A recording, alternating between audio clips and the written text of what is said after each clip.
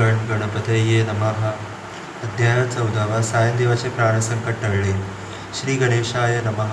नामधारक सिद्धाला म्हणाला, हे योगेश्वरा, श्री गुरु नृसिंह सरस्वतींनी उदरशूल ब्राह्मणाला व्याधीमुक्त केले. त्यानंतर पुढे काय घडले ते सांगा. सिद्ध म्हणाला, श्री गुरूंनी सायनदेवाची सेवा स्वीकारली. त्याचा भक्तिभाव पाहून ते प्रसन्न झाले.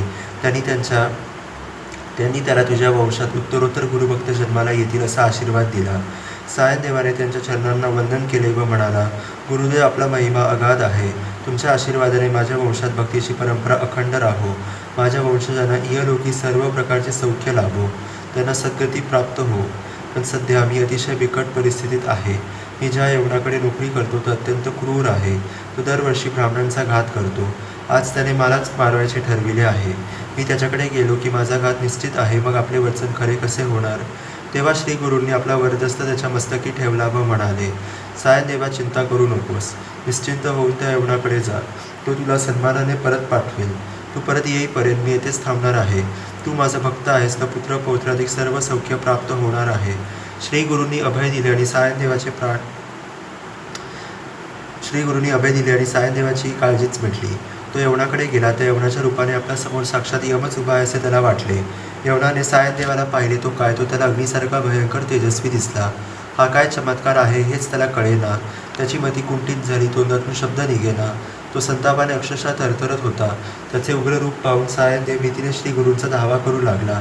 त्याच्याकडे पाहून यवनाला चक्कर आली. तो कसाबसा घरात गेला. पलंगावर पडता झोपी गेला. तेवढ्यात त्याला एक भयंकर स्वप्न पडले. त्यामध्ये एक तेजस्वी ब्राह्मण शस्त्रघात करून त्याच्या शरीराचे तुकडे तुकडे करीत आहे असे दृश्य दिसले. तो दचकून जागा झाला. त्यावेळी त्याच्या हृदयातून प्राणांतिक कळा येत होत्या. तो घाबरला. या ब्राह्मणाचा घात केल्यास आपलाही मृत्यू अटळ आहे त्याच्या लक्षात आले. त्याने धावत जाऊन सायनदेवाचे पाय धरले. तुम्हाला इथे कोणी बोलावले?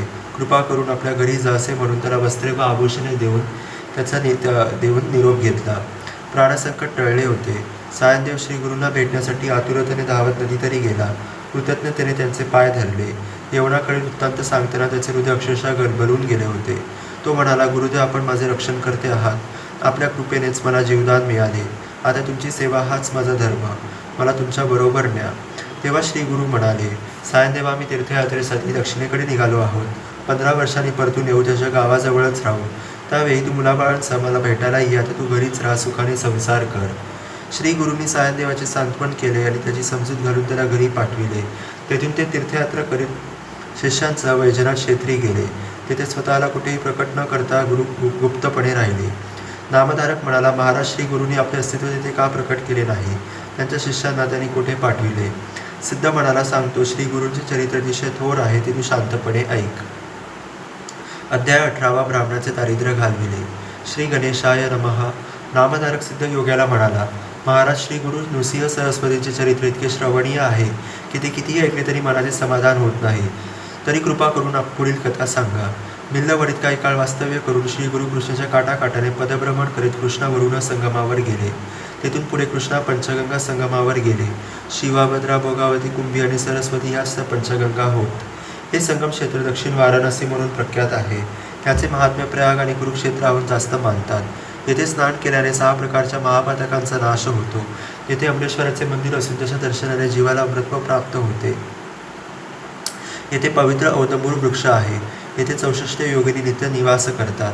येथील संगम शतकुळ, शुक्लतीर्थ, पापविनाशी तीर्थ, काम्यतीर्थ, सिद्धवर तीर्थ, प्रयाग तीर्थ, शक्तितीर्थ, अमर तीर्थ व कोटी तीर्थ अशी 8 तीर्थे आहेत. कृष्णा, वेणी व पंचगंगा मिळून एकूण 7 नद्या आहेत. त्यांच्या दर्शनाने सर्व मनोकामना पूर्ण होतात. त्यांच्यात स्नान केल्याने अगणित पुण्य लाभ होतो. या कृष्णा पंचगंगा संगमावर श्री गुरु काही काळ गुप्त रूपाने राहिले. त्यानंतर त्यांचे महात्म्य लोकात प्रकट झाले कसे ते सांगतो. पंचगंगा संगमावर श्री गुरु अमरपूर नावाचे गाव आहे. श्री गुरु तिथे भिक्षा मागण्यासाठी जात असत. त्या गावात एक वेदाभ्यासी गरीब ब्राह्मण राहत असे. तो सुशील, सात्विक, कर्ममार्गाचे नीट आचरण करणारा व तिथ्यशील असा होता. तो नित्य कोरडी भिक्षा मागून कुटुंबाचे पालन पोषण करायचा. त्याची ही पत्नी ही सुस्वभावी व पतिव्रता स्त्री होती. त्या ब्राह्मणाच्या अंगणात एक घेवडाचा वेल होता. त्याला पुष्कळ शेंगा यायच्या. एखाद्या दिवशी भिक्षा मिळाली नाही तर ती दोघे घेवडाच्या शेंगांवरच गुजराण करायची. एके दिवशी श्री गुरु भिक्षेसाठी त्या ब्राह्मणाच्या घरी गेले. त्याने श्री गुरूंना आदराने घरात नेले. त्यांची भक्तिभावाने पूजा केली. त्यांना भात व गेवड्याच्या शेंगांची भाजी असे भोजन दिले. या सेवेने श्री गुरु अतिशय प्रसन्न झाले. त्यांनी त्या ब्राह्मणाला आता तुझे दारिद्र्य जाईल असा आशीर्वाद देऊन त्याचा निरोप घेतला. संगमावर जाताना त्यांनी अंगणातील घेवडाचे वेल उपटून टाकले, निघूनही गेले. श्री गुरूंनी घेवडाच्या वेलाचा उच्छेद केला म्हणून ब्राह्मणीला अतिशय दुःख झाले. ती नशिबाला दोष देत रडू लागली. म्हणाली, अरे रे, काय हे दुर्दैव! त्या ब्राह्मणाने त्या तिला आम्ही काय त्रास दिला म्हणून त्याने आमचे अन्नच तोडून टाकले. हे तिचे बोलणे ब्राह्मणाला रुचले नाही. तो रागावून म्हणाला, यतीश्वरांना दोष देऊ नकोस. सर्व विश्व त्या महादेवाच्या अधीन आहे. आपले प्रारब्ध जसे आहे तसे सर्व घडत असते. ते घडवून आणण्यासाठी तोच कोणाला तरी निमित्त करतो. पूर्वजन्मी आपण जी काही बरी वाईट कर्मे केलेली असतात त्याचीच परिणती म्हणून ह्या जन्मात सुखदुःखे प्राप्त होत असतात. जे पेरावे तेच उगवते. मग त्यासाठी इतरांना दोष कशासाठी द्यायचा? त्या यतीश्वराने आपल्याकडे भोजन केले हे आपले सद्भाग्य. त्यांनी आपल्याला दारिद्र्यमुक्तीचा आशीर्वाद दिला. असे असताना तू त्यांच्याबद्दल अनुचित बोलणे योग्य नाही. त्यानंतर ब्राह्मणाने सर्व वेल एकत्र करून नदीच्या पात्रात टाकला. त्या वेलाचे मूळ खूप खोलवर गेले होते, ते तरी कशाला ठेवायचे म्हणून तो जमीन खणू लागला. त्याने वेलाचे मुळकून काढले तेव्हा त्याखाली एक कुंभ सापडला. त्याने तो घरात नेला. त्याच्या तोंडावरची वेळणी सोडली तर काय आश्चर्य! त्यात भरपूर द्रव्य भरलेले होते. ब्राह्मण व ब्राह्मणीच्या आनंदाला पारावर उरला नाही. श्री गुरु आमच्यावर प्रसन्न झाले. त्यांनी आमचे दैन्य घालविले. ते ईश्वरी अवतार आहेत असे म्हणून ती दोघे यतीश्वराचा जय जयकार करू लागली. त्यानंतर ते दाम्पत्य संगमावर गेले. त्यांनी श्री गुरूंना कृतज्ञतेने वंदन केले. त्यांची पूजा केली व घडलेला सर्व प्रकार सांगितला. तेव्हा श्री गुरु म्हणाले, या घटनेची कुठेही वाच्यता करू नका. जर बोललात तर आलेली लक्ष्मी निघून जाईल. माझ्याबद्दलही काय सांगू नका. तुमच्या वंशात लक्ष्मी अखंड नांदेल. ते ऐकून ते दाम्पत्य धन्य झाले. श्री गुरूंचा निरोप घेऊन घरी परतले. नामधारका, ज्याच्यावर गुरुकृपा होते त्याच्या घरी दैन्य राहतच नाही. म्हणून ज्याचे दैव चांगले नाही त्याने श्री गुरूंना शरण जाऊन त्यांची भक्ती करावी. गुरुकृपेने इह परलोकी सौख्य प्राप्त होते. भक्ताचे कल्याण होते. श्री स्वामी समर्थ.